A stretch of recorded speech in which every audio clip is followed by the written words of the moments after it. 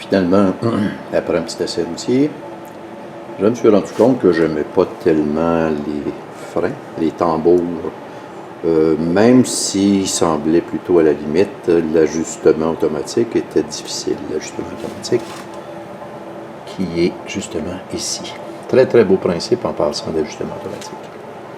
Donc, comme je le dis, après un petit essai routier, j'ai finalement décidé de changer les tambours. C'était 60$ chaque, ce qui est somme toute pas si pire. Le petit inconvénient, c'est que le tambour, ça c'est le vieux, ça va de soi, vient tout nu. Donc, il faut enlever la bague pour l'ABS.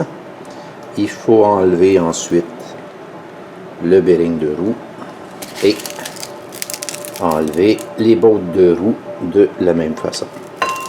Et ça se fait très bien avec une presse hydraulique. Ça, c'était la première chose. La deuxième chose, après avoir changé le link kit,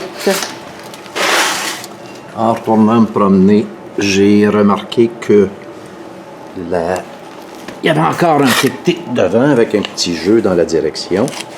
Donc, j'ai décidé de me griller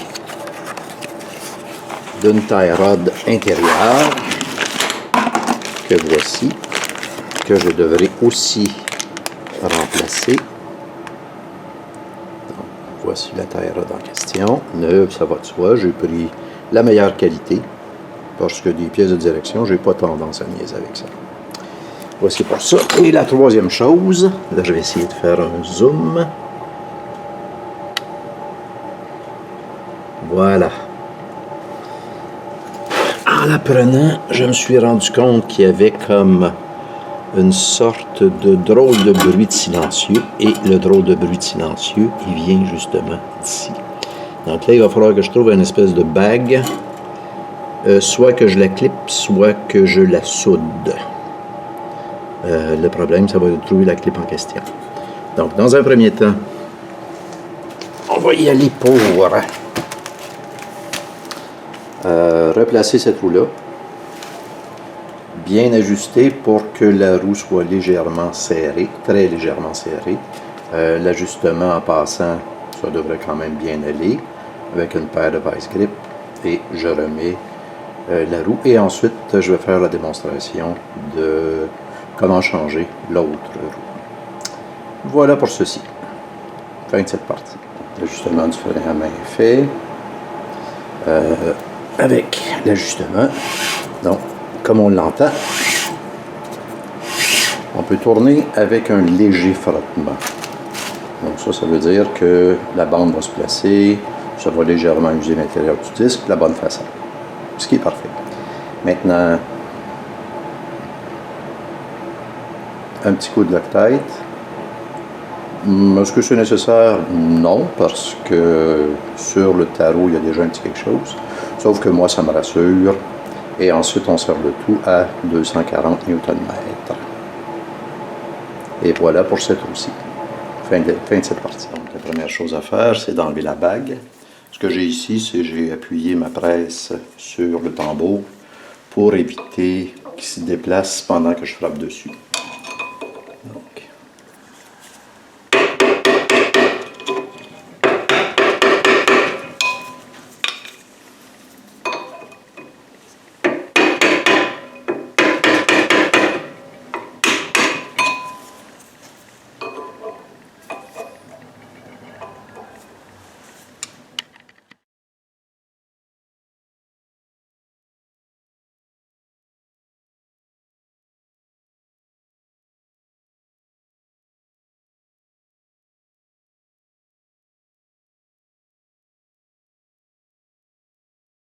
Ensuite, on va enlever les 4 boucles de roue.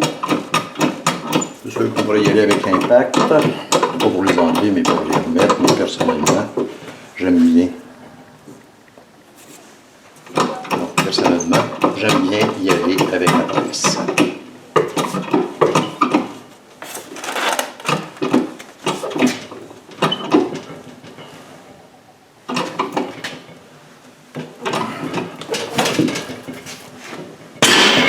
Et voilà.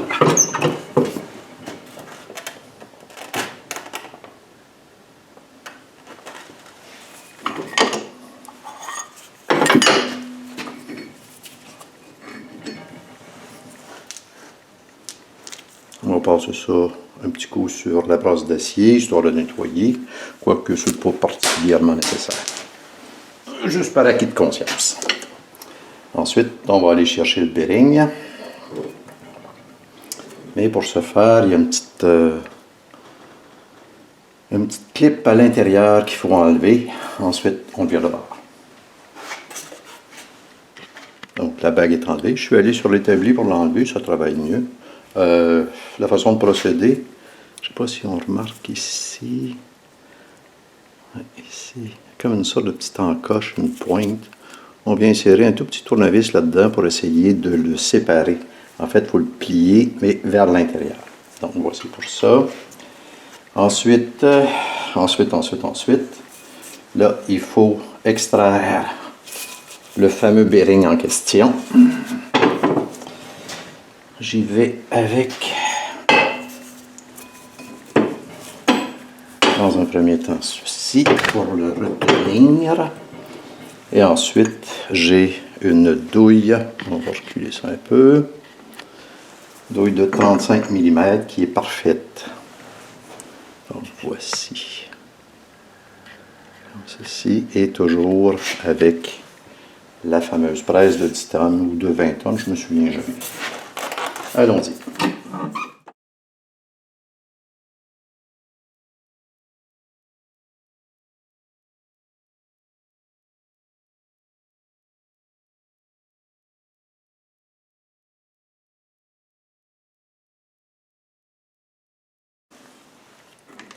Donc, un nouveau tambour, fraîchement nettoyé en passant avec du brake cleaner.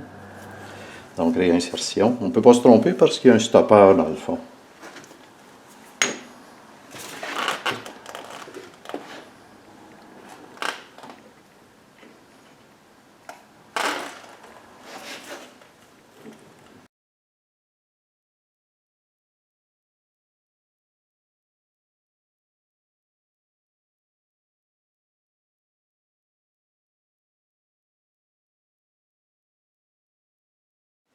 Là, c'est la remise des bottes en place. Encore là, je pourrais y aller directement à l'impact, sauf que, comme je le mentionnais, j'aime bien y aller avec la presse hydraulique. La presse hydraulique, sa force égale. Un petit détail, c'est que je peux y aller deux à la fois, comme ça je m'assure que ça ne culbute pas, que ça ne bascule pas. Ceci. La raison pour laquelle j'ai mis le vieux tambour en dessous, c'est pour éviter que mes bottes viennent s'appuyer quelque part et que j'arrive pas à les mettre en place. Voici. Ça, c'est deux douilles noires, donc c'est résistant. J'ai une douille de 10 mm et une douille de 11 mm.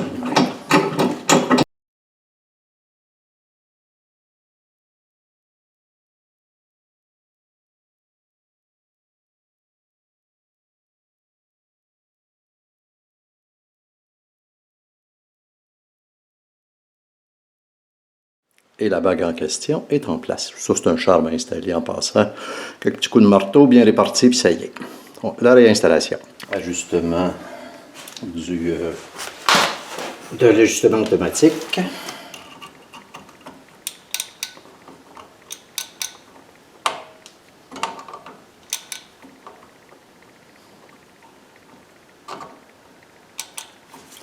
On va y aller par tout petits incréments. Et à chaque fois, ah,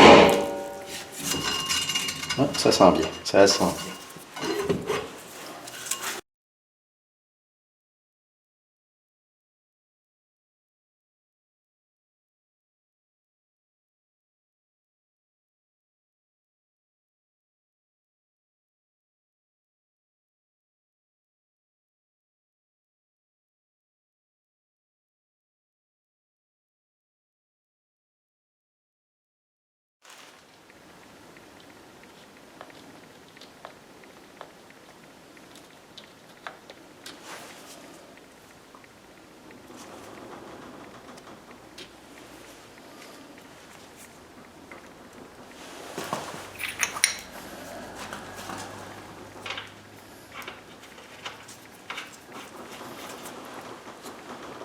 pour s'assurer que l'ajustement de frein à main est bien fait.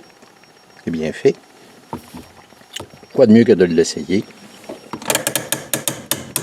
Et là, j'avoue que oui, ça va être pas pire, ça. Je pense que ça va tenir. Je suis bien content. Fin de cette partie. Là, on va aller chercher ici avec une clé de 14 mm et une douille Torx de 30, une clé 30. On enlève le tout. J'ai déjà desserré. Et on enlève la tie rod extérieure. Ça, c'est vraiment l'embout de biellette de direction.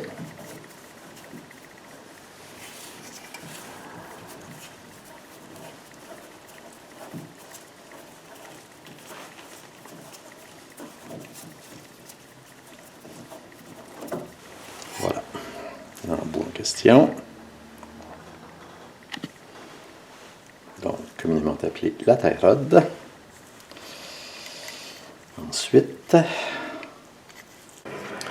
dans le fond du caoutchouc de la fameuse biellette, il y a un petit arceau de retenue que je brise avec un tournevis d'une certaine longueur. C'est pas bien forçant, un petit coup de marteau puis ça y est. Là maintenant, on va aller sortir la capote pour être capable d'accéder à l'intérieur où se trouve le vis.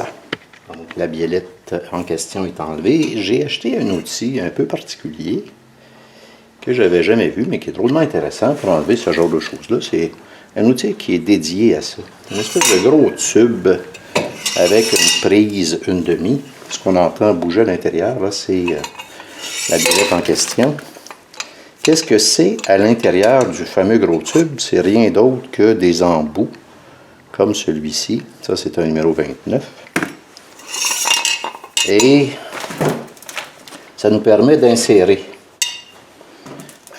l'outil en question dans la fameuse biellette. Voilà. Bon, de quoi ça a l'air? C'est pas censé tourner comme ça, cette affaire-là. Je sens qu'il y a des endroits qui sont, on va dire, un peu hésitants. Bon, est-ce que c'était ça? J'en suis pas sûr du tout. Mais le bruit semblait venir d'ici. Donc là, je vais enlever l'autre. On va voir de quoi ça a l'air. Fin de cette partie. Bon, on est à l'étape de remonter. On a ici la fameuse biellette. J'y vais avec un peu de Loctite bleu, histoire de s'assurer que ça ne partira pas tout seul. Pourquoi du Loctite bleu? Tout simplement parce qu'il est moins, non, je dirais que quand il sèche, ça retient aussi bien, mais c'est moins sévère. Donc, s'il faut la réenlever, ce que je ne souhaite pas, ben, veut pas, ça va être plus facile. Voilà.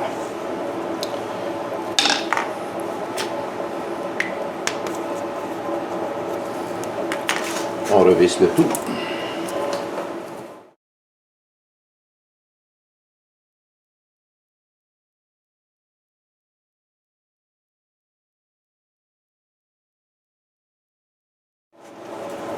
J'ai pas de coupe de serrage particulier, donc avec une barre de force de 24 pouces. On s'arrange pour que ça sert. Et une barre de 24 pouces avec un peu de force, ça sert pour la peine. Donc la tie rod est installée.